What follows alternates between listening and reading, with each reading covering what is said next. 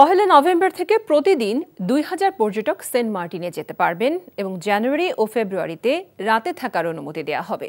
দুপুরে সচিবালয়ে ২৭ সেপ্টেম্বর বিশ্ব পর্যটন দিবস উপলক্ষে আয়োজিত সংবাদ সম্মেলনে এসব বলেন সংশ্লিষ্ট সচিব নাসরিন জাহান। ফেব্রুয়ারির পর আবার পর্যটন বন্ধ করা হবে এবং পরবর্তীতে সেন্ট মার্টিনের অবস্থা বিবেচনা করে ধাপে ধাপে সময় বাড়াতে পারে বলে জানান তিনি। আর সেন্ট মার্টিন সহ পুরো দেশের জন্য পর্যটন বিষয়ক নীতিমালা তৈরির কাজ চলছে বলে জানান বিমান ও পর্যটন উপদেষ্টা। হজরত শাহজালাল বিমানবন্দরে থার্ড টার্মিনাল চালুর জন্য নির্দিষ্ট দিনক্ষণ এখনও নির্ধারণ করা যায়নি বলেও জানান তিনি।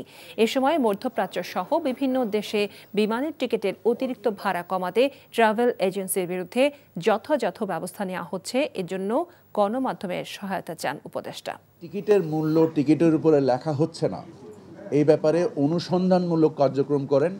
আমরা আপনাদেরকে প্রতিশ্রুতি দিচ্ছি প্রয়োজনীয় শাস্তিমূলক ব্যবস্থা আমরা নিব। আমাদের প্রচেষ্টার তো অন্ত নেই।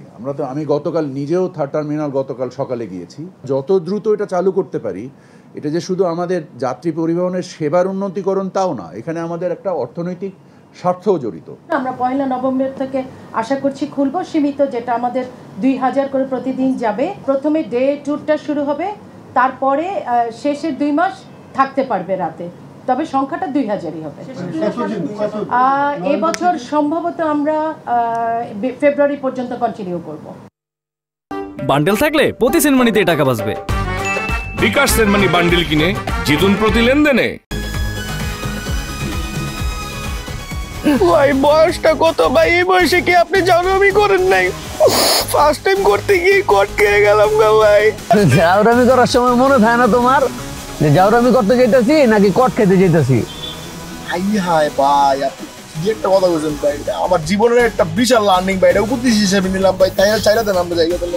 শোনো ভাইয়া, তোমার একটা কথা কই, সব কার্ডই তোমার এনজয়ের জায়গা লয়ে যাবো না, কিছু কিছু কার্ড এমন মাইন্ডটা কিবা লয়ে যাবো। আরে টের পাইতে দিব ভাই, কি হইলো আমার লোকে? এই কি পেলাম আমাকে দুইটা মোবাইল, আর মোবাইলে কত টাকা? ৬০০০। এদিকে পুষবো রামগো? না ভাই পুষবো না। এই ফোন বেচলে ১০, এটা বেচলে ১০, ২০, আর ফোনের ভিতরে আপনার ৬০০০ পাইছি, মোট ২৬০০০ ভাই। ২৬০০০ হইব না ভাই। কি করা যায় কদি ভাই? গাড়াই দেইরা গায়ে হারাইলে বাপ মা আসবো, বাপ মা আসলে ধরুন মনে করুন আর ১০-১৫ হাজার হইলে আর কি পুষবো আপনার। একটা ভালো আইডিয়া দিছিস রে। কি রে, কি কর? ভালো আইডিয়া না ভাই, বাইতে বন্ধন যাবো না কোনো ভাবে ভাই, বাইতে বনি দাম যেত না ভাই। ফোন দিলে মাইরেই লাইবো, এনো মাইরে লাইবে, বলতা দিনে কি করব? ফোন তোরা বসছস কি বিপদে?